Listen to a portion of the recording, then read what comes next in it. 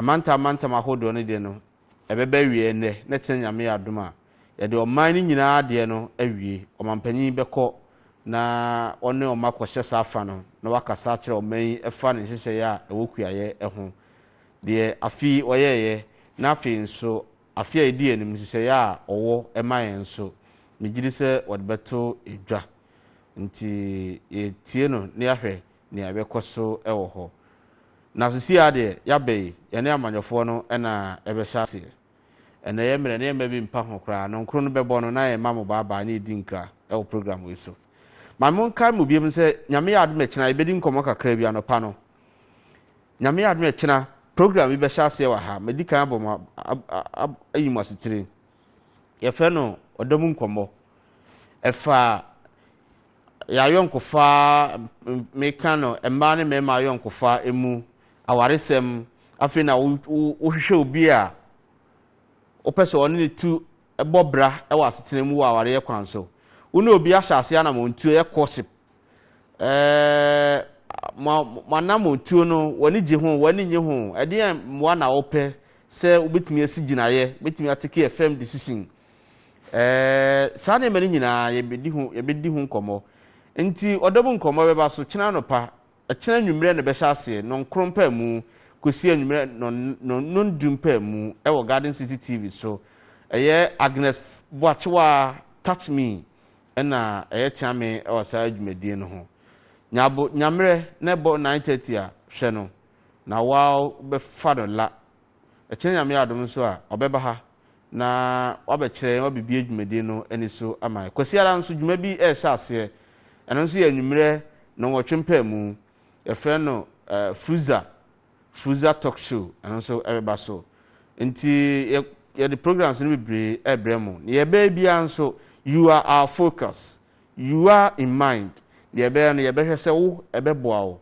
na watumi anya biribi aka deɛ wonim no ho nti bo ne yɛ ntena na saa bere deɛ wokɔ Facebook a yɛwɔ Garden City TV ɛwɔ hɔ ɛna WhatsApp nso yɛbɛdi nkɔmmɔ wobɛtumi de wadwenkyerɛ aba wobɛtumi nso de question awɔ aba yɛbɛbisa na yɛatwetwe nkɔmmɔ ne ama mmuayɛ ɛwɔ WhatsApp no yɛ 0208 708 709 0208 708 709 nti mpatɔ baba ahonefa ebidie aba mmerɛ no so a bɛkenka ne nyinaa yate ehu nea ɔmo so pɛsɛ ɔmo kyɛ na saa bere deɛ amanyɔfo mmienu na mehwɛ ɔmo anim so mbɛba ɔpanyi baako abɛduru ha ɛfrɛ no ɔpanyi doctor sorry mpatɔ pii adehyɛ emu ɔden nti sɛ obi abɔ no doctorate a ɛwɔ sɛ mede ani die no ɛma no na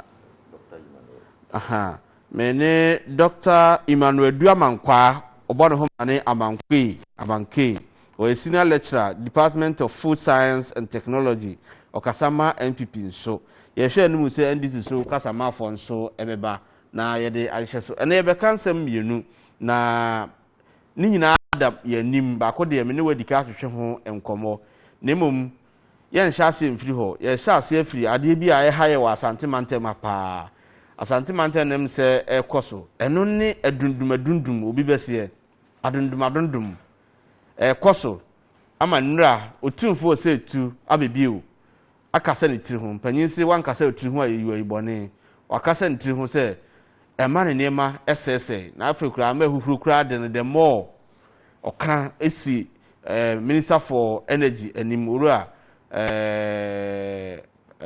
opoku prempe na yɛfrɛ no napo ɔkɔ otumfo hɔ na otumfo kasi n'anim pen fa sɛ dundum na ɛkɔ so no ɛha no paa sɛ ne nneɛma saa nso ne nipa bebree hyɛ ɔmo ntimi nkɔmpleni nti ɛka ho nsɛm ansa ne wie a yɛbade ɛkɔ so parliament ɛne de nsusuaso a ɛwɔ so ɛma yɛn na sabre deɛ mebɛkɔ owura Amankwe hɔ na yɛbisa deɛ ɔno nso n'adwen ɛyɛ fa no ho sɛ ebia ɔno de baabi ɔte no sɛ dundum no ebi nkɔ so koraa doc akɔ aba memo akye nso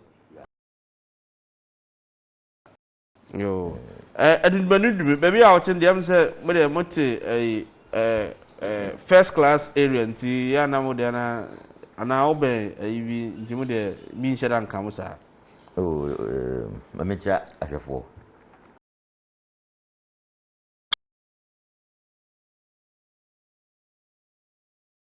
Regional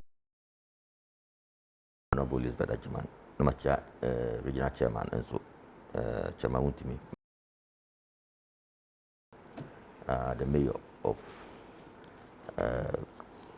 Kumasi. Na question na ubusa se meme honum no. Be our privilege area nti. Oh, Debbie. Yenya ebi kan. Nti yenye se yɛnko ade ɛde ɛnya bi ɛnyina baabia obi a sometimes kra wo in the lab but na light no echo off na quickly also more situation on so no kra echo beyond the ehunu no efie no to the sense more university na more laboratory more sua de a echo no so kra problem no yeah light of bia bia so baabia even the factories say factories also that's a light call for also more use almost switch off to a generator, and I know say a generator so consume a lot of energy energy consumption, and this is a switch it. That's a cost. And the Ubusamia, I think that Ashanti region there is an issue. Grid go try say solve. Almost say Yama Monkosi Busumi die to 20th na yenhwe say ombetimi asolve but when you say the music can problem say bibi na say ate o mahoma ne bia nche you see I will be third week mu problem is started yeah but once mama assurance no I think say next month December December let's hope that by some few days mount the benefit of the doubt because we've had some of these challenges. Even earlier, people were Dumsor, but they kept on telling us their issues are technical, are more solvable. Even the energy minister told is it Kumasi or Ashanti region? No, I share some of the things, the challenges are Ekoso or 2-4, and so Akasa say the light of baby, you know, Hannah gadgets cry. Some of them are say near man. The electricity a call for, and sometimes and yet just going off. Sometimes it was when you low current, high current. I don't understand and fluctuating current. And none the year be beer. I was almost do margin a cohonum na omo equipment bit me stabilize the energy na and no and the bit me abwa because a mere going off. Also, it means a surge up. Let me a surge low. A surge up. Nase was circuit breaker. Circuit breaker no a battery for up. Now omo battery na omo light a cut off. So that's it. That is the essence of a circuit breaker. It is a surge upper. Now it means a cutting off. Now omo battery na a stop no. It I think say.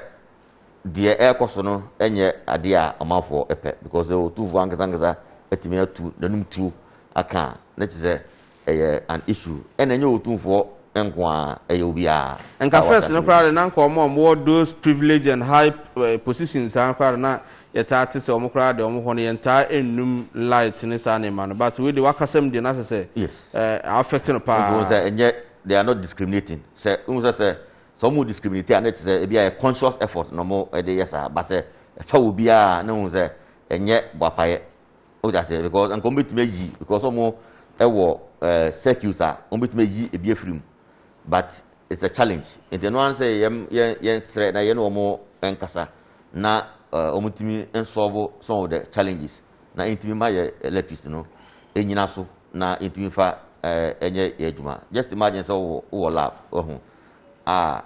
would take certain measurements. Now, temperature, light no offer. What it means is BBA is easy. And the idea, if you are measure at a certain temperature, let's say 50 degrees, because your control, control the temperature. The moment that you back off, temperature never to arise because it is in an enclosed area. If you are fine, be control the temperature, no ever stop. what it means is say lab na why nyina sis kana odi ahye mu a ni nyina ase enti no ena hadwene and I think say our part of the world as a country say yebitimi ahye hye na yetime enya stable electricity na in case there is a problem we will be informed because say na Holland na all lights and go off. There was a time dum light. Bedum no send messages online. Say bedum light on my specific time. And almost my the period that light no ebe off light na ebe on my 15 minutes. I am telling you 15 minutes dead and a light no ebe. What I say honum untimi nka about this challenges are here with because hormonal I think so use nuclear more say nuclear there they can control it but yes ko ibia na abanone no mo can wasem that ko ye beba so na me what worries me yes and no I say ya ne ama ye ho kwan and wonim I read a report from a certain professor in the US recently, and I made that it was on BBC, and I heard the professor herself. So Kwame Nkrumah kra omutu no with the support of CIA no, it was part of it the agenda. So no building nuclear plant wa. Because they saw the potential threat omujiri se ewum no. That was one of the reasons they fought Kwame Nkrumah. Yes, and so almost this year no na UN US and Iran Insia no. Oh that's it because adwini bi say the be yakudi weapon and a nuclear can even be used as a bomb because a nuclear reaction. Oh that's it but say African leaders they should come together. I mean that is the only problem I African leaders are not united. Omunye united. And the BB are also coming in de omano beko benkrum no. Sana we say enamha. Africa. A binumu aso. Why your quarter no do not even allow that. Botswana is almost decriminalizing no. Yes. Few other African countries. Yes, I don't know. Maybe we'll have another time and another session. Yes. A friend of neo-colonialism. Yes. And imperialism on person or moye na so you been my own yes selfish and greed advantage now or the end and then they also end up taking advantage almost of the people. Employ that divided there. They use the few that are in support of our agenda no to destroy Muammar. That is what is happening. We have to begin to think what I said because it's on the pipeline.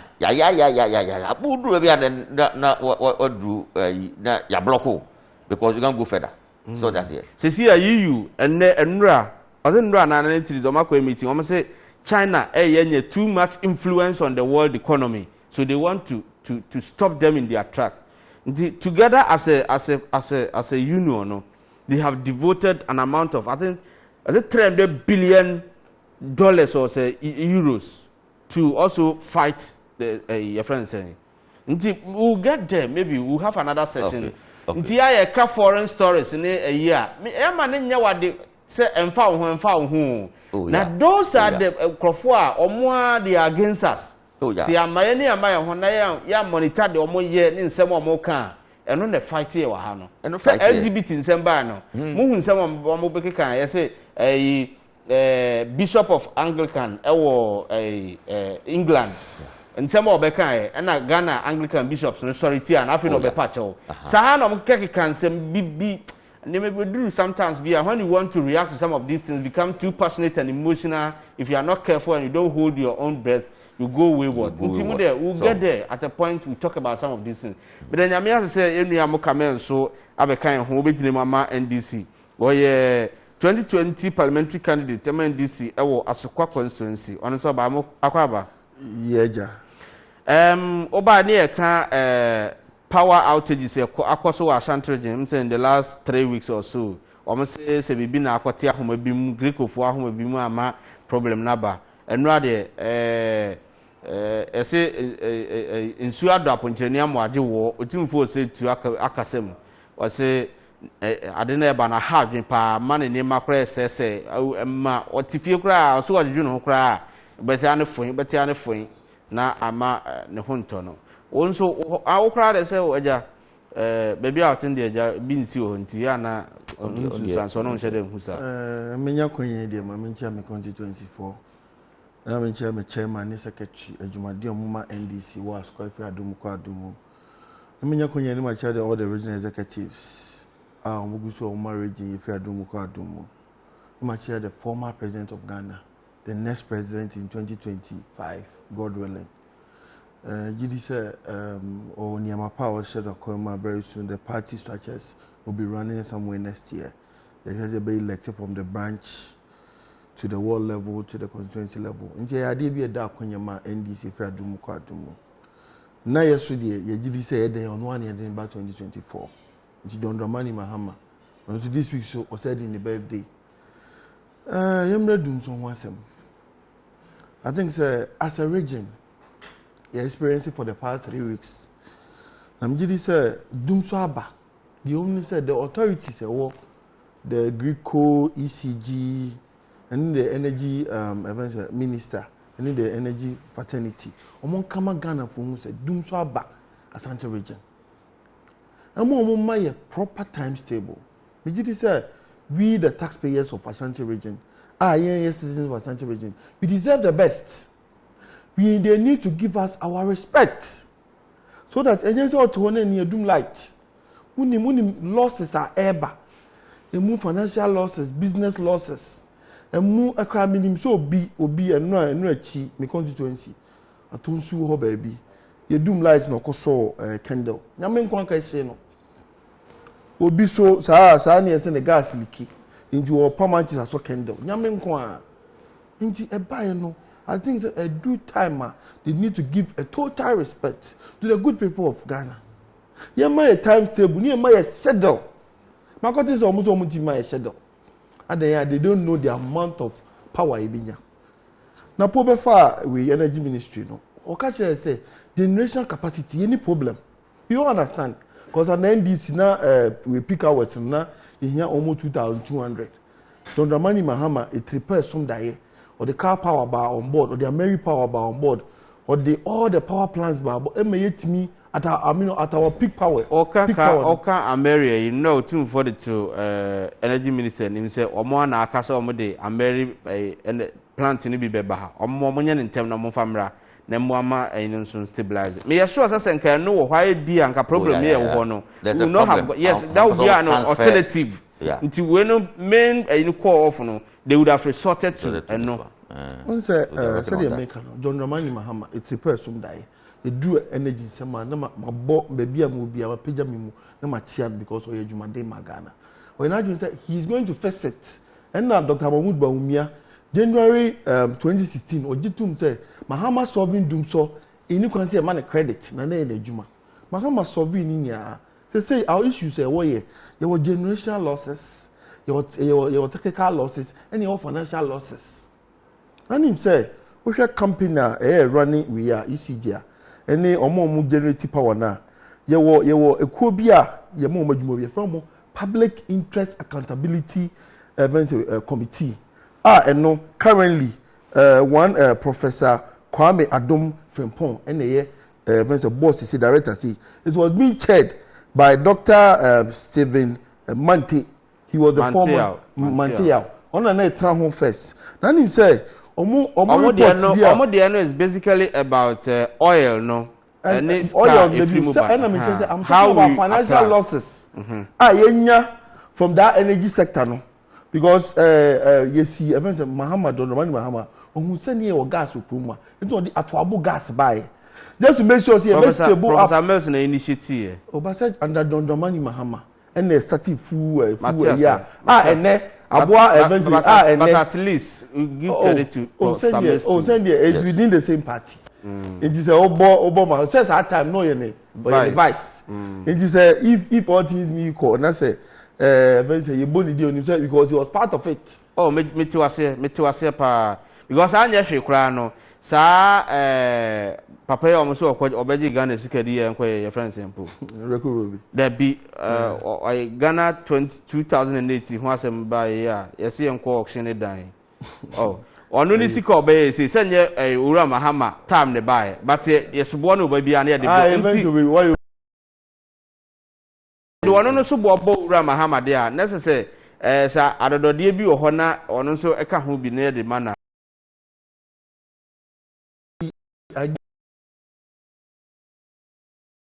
the more technical losses any financial losses eventually reporter omo de ba Yaboka 34 billion eventually million US dollar. Oh, eventually Ghana gas. Eventually National Petroleum Authority. Abesi no mu. And then we more financial statement ECG financial statement before 2017. 2016, on financial statement, they were making profit of 500 million Ghana cedis. And then, 2018, 2019, on financial statement, they are running a losses of 800 million Ghana cedis. No, but Grico under NDC, before 2016, on financial statement, profits, now they were making profit of 300 million Ghana cedis. And then they are making losses, 2018, financial statement, they are making losses of 600 million Ghana cedis. But ebi wo ha now the 2019 statement aba ebi won so na akọ 20 can we be fair say 2020 if you are making reference to 2019 na ehu omu nyina ebi na 2018 they might have I've not read the report they might have incurred losses in 2018 but in the ensuing year of 2019 they might have recovered until said be will be fair to them and the end is before say before they were making profits. And then they are making what losses. And then you want to say, what you call so King Solomon of our time. And then what them that's a light bone and press now. A man any machines so you should feel. I say, oh, me do baby, I'm since I buy with the home say, oh, kind of credit share Ghana for. Because on buyer, I tell you, your technical losses, your financial losses are under this government. I did say upon all the boots on my boy. I thought say who's under NDC, we are energy sector. Any say access to electrification. We are growing by 4%, and now by the way they are growing less than 1%. And can you compare such person to the NDC? You can't. And to do something there, it has come to stay. I'm always saying, "You are paying your casa." No one in Namunchain, no one in Namunchain. The home said, "Can you create come as for?" Dumsor number businesses are suffering. But so as my okay, they were no energy. Oh no. Eventually, you're on the same. Oh yeah, and they are solving it. What are they solving it? No, but so Mankasa Bay news conference said they are solving it. They have given us a timeline of 20th of December. Until that's 18 days more. Boss, I gave you. Yeah, what Carlos said you say. What say all things being called? You pick hours and you cut off. Pick hours, megawatt send ye nyamaye in a central region. I don't think that megawatts na Greek code by no. ECG as a whole, our central region only the number of megawatts are every atwaboba, every car power, every all other way power producers, any independent power producers ever. I don't want to mean the number of power ever any year here. If we find your timetable my end. And for the needed respect, you see the good people of Kumasi. At the moment, they are not doing it. Maybe as a maybe the worker suggestion they have to take it serious. See, I'm who say you better up 6 o'clock. Most of the people go off. Why say you go see 20th of this month? That means you know what is happening. And they said I'm working. I didn't think that period. The my official schedule. No, beyond some for organizing home. That is. Now, say where press conference on me. I listen to it. Almost so much to be for time table be ama. And no problem. No. I mean, no. I just said people are being paid to work here because you must know the amount of power you bring here because you have excess capacity. Per way am the amount, we am reference am the amount. You have excess capacity. I do baby almost to pay or take no. High. I tima ye tisumu. I know they say you have the excess capacity. I know they almost I see a tone because I'm in neighboring countries in India. I know they almost. That's you have excess capacity to maintain. Me do one me just say you don't do so at this time. Almost say I will be na be say omo name. Na e bi o me just say po na omo si abu no. Po na ebu a me hu bi ya fix bi wo eventually na say me wo na say me ko new site bi na me link for be a project. Within a you know within 2 days omo ye max ni yo. By first day that day na be show no omo dey concrete ni gum. Within 2 days you buy no match said that day na wi a wo ya nenam so a eba. And this high school say po ba ko abu. Paul Baku 1 month ni he didn't restore Paul no Paul ni bu your cry we were having light until the past 3 weeks in India see the other can say matter say independent we power producers no ya de omoka asat we say nya asante region kwa na nke we nya sa problem the one major say and na major one major say independent we power producers omo na dey the whole grade omo dey my enti ade na asante region kwa de ye free grade him say no na ma o claim no e doubtful no and say I gave reasons of technical losses and the just said the right people are here say omo ye adwuma on such region no anya omo na ye dey omo ye adwuma and no that could be a factor and no okay and then that could be a factor and then no cry no one say obi or track record or education ko say ho yes that number energy or say ho what else again and shall say ho what the hell do you mean and or education was say no or say the energy or say the same be mama and shall say my dean na me say and shall say from say education or say education am or say about energy or say the same na ma e bi me sure say senka why na dwen say obese ba bia enka ono ani home region amma be so obese nya akokoduro nso asa akotumfo so kra ho ne akodisa nkomo nti e bia problem really there's a problem but be bia obia and say omo hu say problem ni omo hu time o betimi resolve a o say nkomo ma ye schedule no bia dan that's one day we are right to demand omo wo transmission distribution problem and omo ka say omo san wo ye sinya afi the distribution we ni nya so atwa diffusing with problems in the but still we are experiencing it. So and America say we no almost that was a general problem across the country and I say yeah omo a VRA there no but see no this is a peculiar situation to Ashanti region enti and I say yeah let's give them the benefit of the doubt now yeah so mama up to 20th December but what they are refusing to do to accede to our request, you know, that is also unthinkable, unquestionable in the sense that when you said this is the problem, this is the time I'm betting me. Give us the official schedule. Let us all use that to plan our lives and organize ourselves. That is where you may have a problem. Don't be ECG. Or see almost the timetable nearby.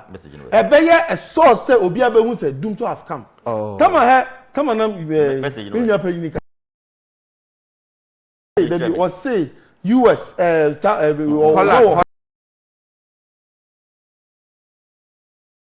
sequence at least you can say never go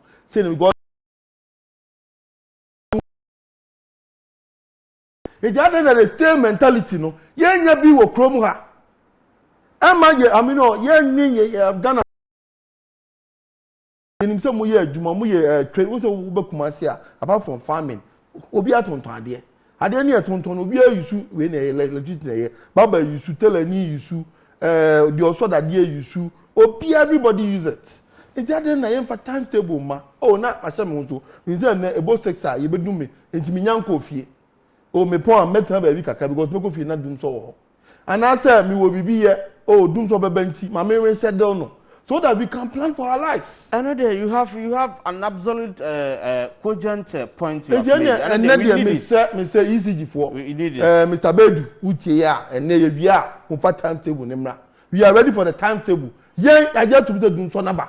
Ghana for you, I get to command for your dear to Give us timetable so that we can plan for our lives. That's all. Okay, to see how I think we have said enough about the unstable power supply situation in Ashanti region. Yemra parliament if you are there band is here there omo na set agenda man ene do mo ye nso edika editie edinchirichiri mu nti e ban so e wo se ye beka because omo ne ya na musifo e wo ho ye na ato aba ama omo every Friday no ba no some every parliament ba na nye ahomeka enye energy. But let me continue to place on record said the issue of parliament, you know, especially a heated argument in there, it is nothing peculiar to Ghana and yet anything strange in parliamentary proceedings.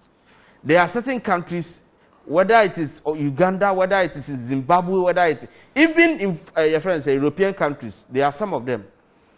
Popa and Tokwapa, Ghana, we've not yet experienced that so far, to the best of my memory. Ebinyensi. Because I say one of those countries in Southern America, there was an MP who drew parliament, you know. He stripped almost naked the car no nanda panta no she ne panta no she hobema. On bisa no say or person what the reality ekoso me. I've forgotten the country. Say omanfo no ho kire wo mo. Enti say or yes I no one so demonstrate say the ekoso oman no mu no. The parliamentarians must also have a feel of what is happening. Nti the akwaso wo say no akra so am pa say obi ko speaker akonya na yi no enye anything new ewo ewiase. Nti e maya ye ka say MPs pa na ewe no. When it gets to sometimes in human society these things are bound to happen. We cease to be humans, differences, conflict. E basa nso a e maye timi ye resolve we get a better way forward to avoid them repeating themselves. Nti emane nye obia anything who do or said obi brofo obeka no but edika editie edinchichiri mu nso. Doc yenhwe so far what has been panning out in parliament, the enema is of parliament from speaker so na orajo say usu betena akonwam niama akoso ene nura akoso wujiri say ahomeka to the extent say nura argument ni counter argument ni koso nyina orajo say usu okotena dwema speaker emeki no clear say onye speaker, he is a member of parliament, so he still counts himself as a member of parliament. He's entitled to be counted as such. And na obibisa say what you have to say when you speaker there, why do you have to take a certain major decision which is supposed to be taken by the, especially in terms of ruling, making pronouncement, which is supposed to be done by the speaker? That's it. I'm so for me chow. I say can be really film for the doctors there. Doctor we flew now doctor we are back. Hey, constituency we chow all the executives and police station executives we chow. Before I'm about the so I think that I was say ye BB clear in the proper context. Yes, in a proper context. We share the energy sector. Sassimu peculiar with Ashanti region. Say Dumsor affected the whole nation. Don't worry. See, there's nothing like that. What I say, and you may be right. So your timetable, but the time is short. If free and they could see 20th, I believe, sir, they may find a way out. A bit me abwa ama sa unannounced cutoffs. You know, probably it can be curtailed until say to be a solve sa problem. They have to do some transfers. And I'm very sure, sir, when those things are done, you be to me any stable electricity to say the auto kinds and very issues. You know, I'm sure, sir, once that is solved, there will not be any problem. But the energy sector, government, you know, up to so many. No, I'm talking about the gridco and those who produce, those who transfer, and those transmit, and those who distribute. Gadgets have been purchased. Amas is stable electricity relatively in the whole country. Which means the government is working. And these losses, I am not privy to what you are saying. It is peculiar to you. And I think, sir, the government is working, and people know, sir, the energy is stable relatively in the whole country. Where here, Ashanti region, Kumasi, as so to speak. And let's see it as such. And men you say because we are NDC, everything about the government, and now the education minister at the free SHS ABA. Why implement it? So you cannot sit here and say wabegu education. No, you cannot say that because on complaint will be on complaint say kadaho it means even progressive free at the hot. This government have to come and pay, but government ye bibia or government also this could be everything is going on smoothly. And please, hoye oba a parliament. I think that we may start from Friday, 26th, right? On the 17th, finance minister at the budget about Tuja. After 9 days, I think that Parliament Ekushia. I think that there were a lot of debates. And the 26th on was take a decision. Now, Ubetie the speaker a kind at that time. Oyusu Article 102. What I say? Article 102. It should be a third of all parliamentarians. A third should be about 93, 92, and maybe a bit cheap. 93, 93, baby. Which means 70. And let's say they have the quorum. What I say? However, say, taking. And the quorum for that. There were 2 quorums. One a parliamentary business and one a decision making. And for a decision making, we hear 104. And I'm surprised, said the speaker, AUSU 102, because in the past, I think 2015, look to the same Article 104.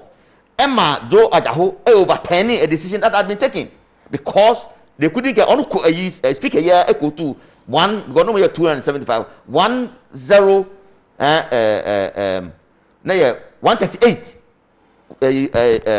the speaker current speaker equal to 138, and because that was not met, do at the whole there has not been any decision taken. So that's it. Enti eba ne saying and there would be useful 102. We know say quorum no different from 104. 104 HSA about 50% of all parliamentarians. 138. What I say? Enti so ye 137. That's how you use 102. What you have done is unconstitutional because there has been a precedence. And a parliament, some of these things were quoted and they were there, they listened to it. And see, if there is a precedence and it is part of our constitution, I think the right thing must be done. Unum say, Tuesday, say, NDC for you now, and a copy, because the speaker will not have a vote. In the work 137, the motion will be lost. Let's say what the minority wanted, because it has been stated in the constitution. Say a paya because the speaker because so even if you are a parliamentarian, that's the moment call into the seat of you lose your voting right. What it means, they say speaker may not, but 137, then in the constitution, I think the third one, 104.3, and no state say the vote and I said the motion is lost, but they didn't go. Meanwhile, constitution say a majority of quorum 138, it be a carry. So what you are even saying, sir, if you take half of 138, about 69, could have even voted once they have a majority. And still it will be carried. Some would have said no. Some would have said, but once you have a majority, it is carried. But a quorum, there should be half of the members present in taking that decision. And half of them, 138. And now we also do say, even say, NDC for that's what we know 138. NDC can vote. Vote no, more than the majority. Once they are there, and now ometime enya quorum, nyina kaboma 138 no, vote na ban majority carries it. That's how it is. The bone of contention they say nipa ofri omu a oye MP, no question about it. Now I assume the speakership, albeit temporarily. Yeah, Onoa Ajatum say, Obetana, the moment he assumed that position, Obetana a dream to preside over he loses his vote, whether original or casting vote. He loses it. Vote. Meaning, say, temporarily during the period, layman's understanding is temporarily he's lost his membership, his status as a member of parliament. Let me read the constitution. Let me take it. Maybe. Matese say Nkrofo say we dey call Supreme Court. Maybe let's Supreme Court. They are even talking about. Even lawyers no call Moka nyina. They are only explaining from their own understanding. Maybe the any kind of competent jurisdiction. See, Article 104(1). Or say, except as otherwise provided in this constitution, matters in parliament shall be determined by the votes of the majority of members present. The votes of the majority members present. What does it? Or say they end voting with at least half of all members, half of all members. What does it mean? Joe Wise on a member. Half of all members. Oh, can also 138. 138 no home. He's part of it. Or say now I didn't think in another breath or losing the vote. So I can't hold there. They also vote. A quorum. The quorum is 138. The quorum is 138. So that is a different thing altogether. Just as I'm not a lawyer. And you also not a lawyer. Even lawyers no more can will be the understanding. Half of all members. But another issue arises from the fact that he making a categorical admission. Say he's not the speaker. But is he a speaker? No, he's a deputy speaker. Good. He's a deputy. Yeah, in the constitution that is stated. Categorically, your speaker, your first deputy speaker, and your second deputy speaker. Doc Nyabotremami. Okay. No kind of a course agitation how because you say no speaker there you have no mandate to do what you are doing. But if the speaker is not there, on the matter, nobody can say that it doesn't happen anywhere. And I make say this if the speaker is not there, the deputy speaker take you over. So who can say he's not the speaker? No, it doesn't matter. He's just telling you say he's not a speaker, and truly he's not a speaker. He's your first deputy speaker. The constitution mentions it or mention deputy speakers as speakers. Or see, we have a speaker. We have a third deputy speaker. We have a second deputy speaker. And then also the one presiding. The one presiding.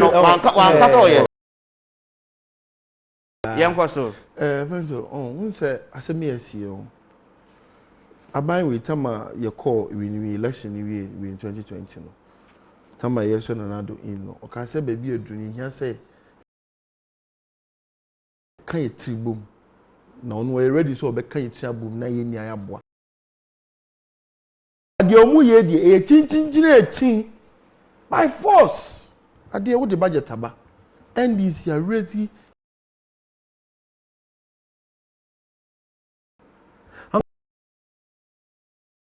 NDC asemen na moka yes one 11 na modi be yen de yen nje ho yen suspend answer yes one we vote for man ka budget na mu teska no the schedule say na yere ko hwe omo into correct no say we yeso ya ka sure say sabu benchmark value na modi ba no mu ye free ho no e no business cost of doing business ni bo ba yeden ye bi ese hu japadi ubiem ene ye japadi yifrim enti ye raise issues ma enti wo ye obi a wo ye ready to work with asa oh we na mo kan dey ye betimi suspend ye because most friends omo ye financial experts and omo accountants ni omo ye actually say he level ye more consultation on them omo ye tax experts ye more consultation so that obi abeti ase so that the payment you say tell my president Rollins or the VAT eba no o di kan na yin say eba e che no sa tweba e che no ye more consultation eni eni e trase e kasama nti ase ye adwuma anto na opushi aba nti anka wo ya ban a wo pese wo you budget a wo di bai a wo say en na ye agin kwa budget na wo ni agin kwa wo mi anka ba na anka wo beto bo ase eni minority atenase na nya sa se bia na na owura kan for ata e kan se ma kan no betiri mu a mo so ma na no can there be o kan for ata wait so the last hour on Friday and no there be what the budget from 17th of this month last month what hour to the last day event ye be to budget so afina who the motion ba say chinchi motion na dey ba no ye nti o motion what hour from 17th no what is wrong with that ama ye wie ye moko ye ko omko omko ada we akoye budget room meeting and this time now come on your meeting now say those these are the flags I are raising Amon, you should have done something about it. No one on to the last Friday now be here. You have to say, "You more time now when you're there." That was wrong. Oh. Because we thought say, "Oh, event parliament here, you will be in charge of business." Ah, we are or say chairman say. I just give you any hurry na money and transit. Eh, do baby or more transit. Eh, can you my boom? Eh, boy, man say Ghana be calling. But when you change, and then I'm going to imagine somebody. It's not true. I don't think I'm mobile on Friday. Mobile way or parliament. Mobile na mu say the economy numbers so. E dey be say mo ye catenaccio smooth. Na mo di pie free ho. E na mo budget am dey ba mu ja ho mai. E na ho no speaker say budget ni pe say yi ni ti e dey budget ya suspend no. Ya be get budget no. E na on Tuesday speaker I think say no want to do na kakra. Nti wo ye na e be trem e fancy we your wise. E be trem as what? Speaker one more parliament war that time now we speak anyone one betra konyanim as what MP for Bekwayo first deputy speaker one betra was what deputy speaker so di mu just say speaker adwuma na abaye eji adwuma abaye speaker adwuma eji as at that time who mean counting and count man 138 it's not true 137 he's a parliamentarian say and then per we no per order events order 109 no 3 no the deputy speaker or anybody presiding shall not retain his original vote 104 was what that's been mentioned was presiding yes that's one say one to about on the quorum there so I remember all things being called once a honor coin one call as a member at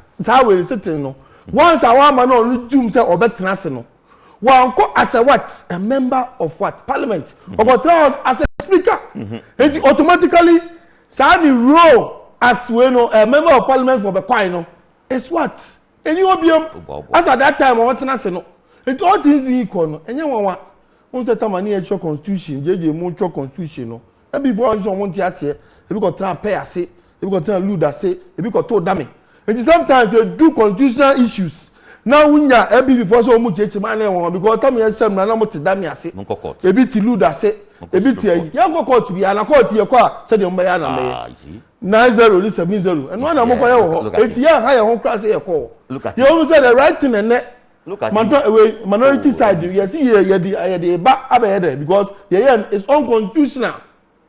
You only say the year canona Ghana for 8 years. But the level of I demand na request na minority no MBK no. Sir, government no has accepted some of them. No, and yes sir, before say the raise no.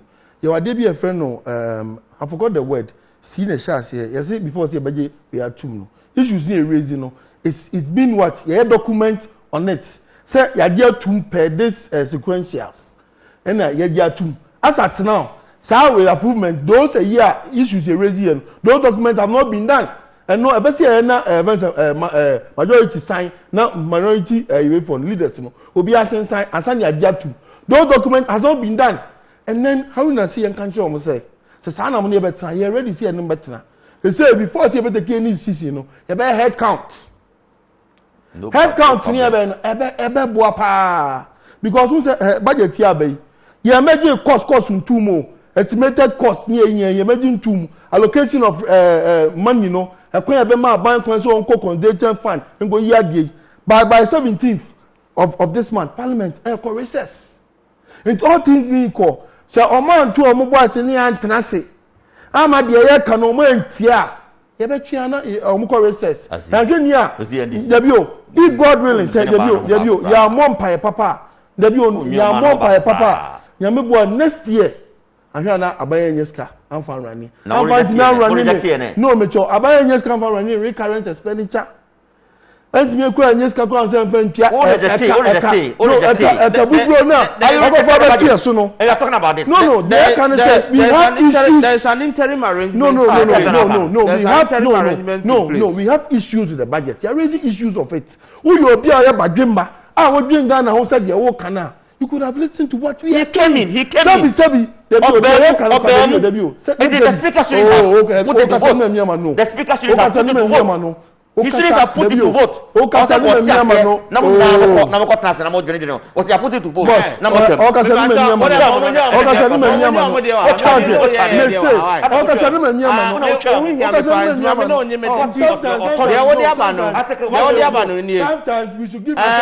Dr. Downblow from Brimso. Dr. Downblow from Brimso. Apple Sika.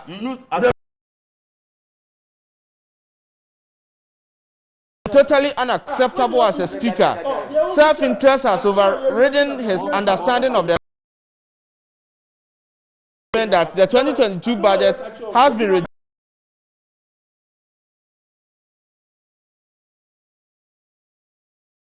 to Ghanaians. My regards to Dr. Nana Ama Brown Kluche. When so free,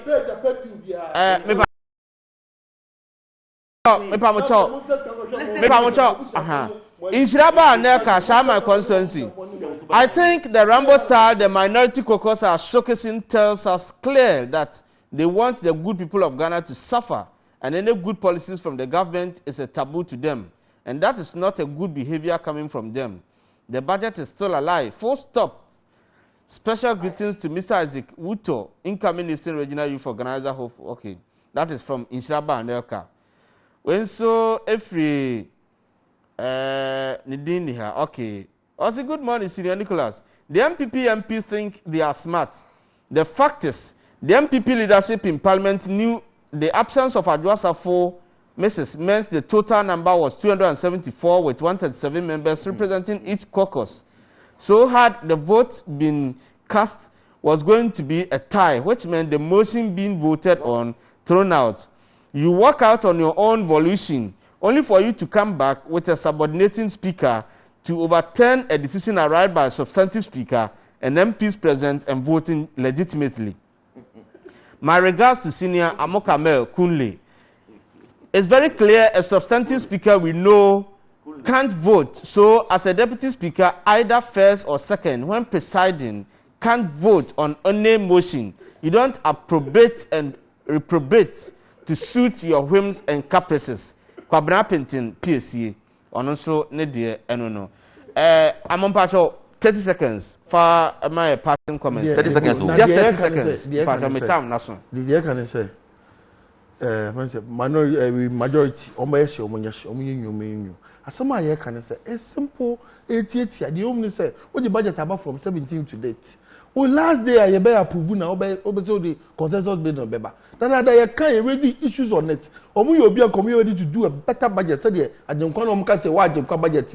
I mean, the my moons a bedia war budget no more the abana munti or months Emma Ghana for one tomona. And then I issue. That's all. Once they sit down with us, also 30 seconds. I think the issue discussed, it has gotten almost with here. And then maybe Kutu at 104. When man Kutu at 102, you got 102, and when you over 10, the motion, when me and Kutu, when me what you want to go to 102, no, it is unconstitutional. 104. The speaker lost the voting right, but to be counted as for a quorum. No, it is right. It has been quoted here in the Constitution. It is for the Supreme Court. However, the finance minister, Ajatum, say they are going to review some of the things that he have submitted and answer on my reason. And I think that will end it. And the leadership are also meeting to discuss some of these things. So there's no fight. Nobody's going to fight. In Ghana, because of our culture, any eminent men or minimum, you will now above them. Because it has never happened. It doesn't happen. We won't say, next year we are above them. Papa, I was saying, Dr. Emmanuel Eduamankwa, Oforikum for the doctor there. I say, is he about Kuna is your associate professor? I am Professor Timothy. Honestly, free dog or free mopy, and not Omar Cardi doctor, no, the room. Dr. Emmanuel Eduamankwa, or a full science lecturer, or a senior lecturer, Department of Food Science and Technology, okay, University. Yeah, one of Osaka MPP. Constituency, and also everywhere on the woman's side, the Benkumsu here. And Dr. and Channel so at the Amo Camel on Obekasama NDC4 Hana on also 2020 NDC parliamentary candidate for the Asokwa constituency. I don't for me the master person and some about Ama and some Lina Yatia Seniaka Amobian so at TV. Once what if you are Oshami and I saw him on Facebook. Yaminchira pass when you have a trainer and Brenna Oshay, Sanya Reno, Kabima Mikebi. Said the do be an answer who say who are Hano. I don't tell us about. Said the who are ha, and this studio be an Muriano Masai Casse, learned and honorable people no more animal. Or more honor, ye moving the coho. Papa will say to Abamana and Cahono, and so Mobahaya, Subaya dead do a parliament, you know, San a dead do a ha.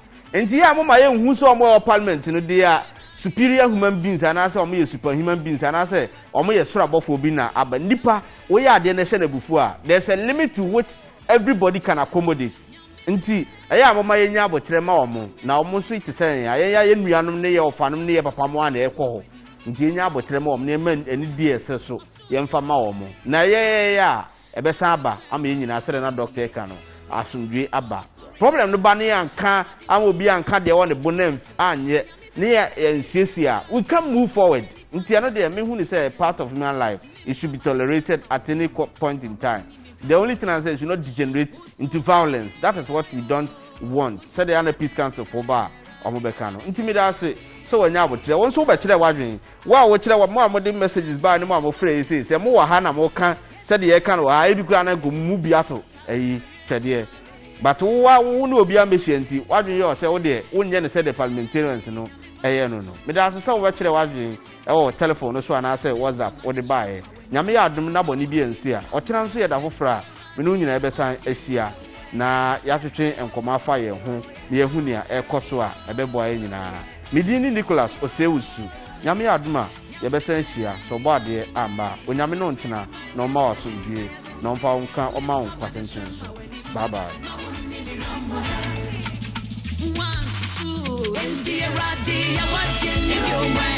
Yes, we are. Yes, we are. Now, me ba, unye di panya such inside. Mim from a distrama when you, ma only me ramona. Eradio, yeah, eradio, yeah. Sacre, mama, yeah. Nyami ba, unye di panya such inside. Mim from a distrama when you, ma only me ramona.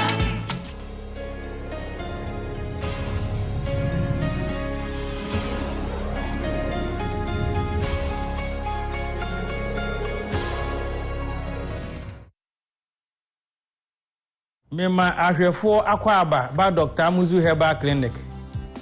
Yen na 2019 West Africa nyina age atum se eba bema ya hwehwemu a ye ohunu. We are second West African traditional yen age award we for 2019.